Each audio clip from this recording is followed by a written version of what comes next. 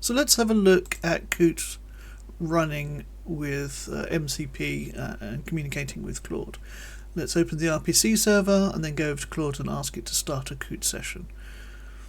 That checks that Coot is alive by asking it to evaluate 2 plus 2.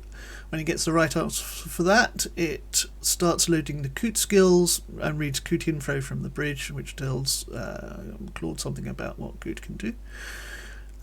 Gets some information there and starts loading the skills that have been uploaded into Claude.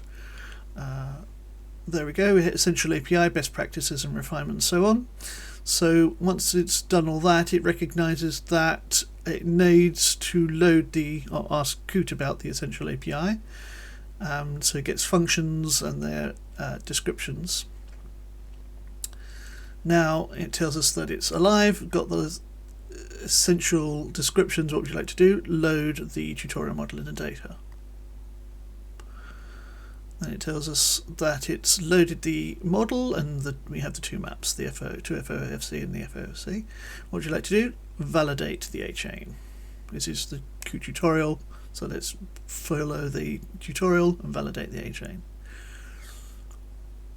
So it runs a comprehensive analysis, constructs a piece of Python which Coot evaluates and then returns the value. Here it is.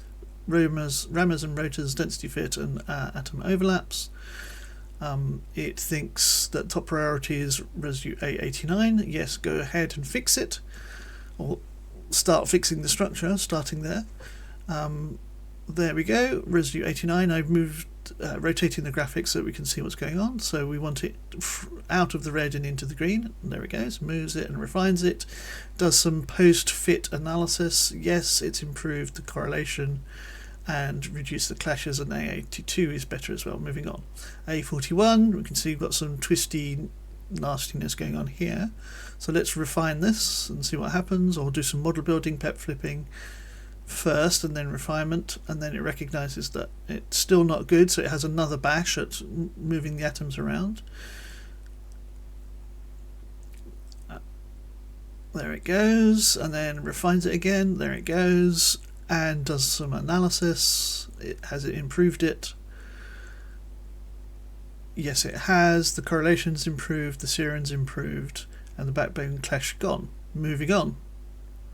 Missing atoms. It recognises the missing atoms here, but doesn't do anything about it. It gives us a summary about what it's done, and it's going to stop here because it's reached the tool use limit.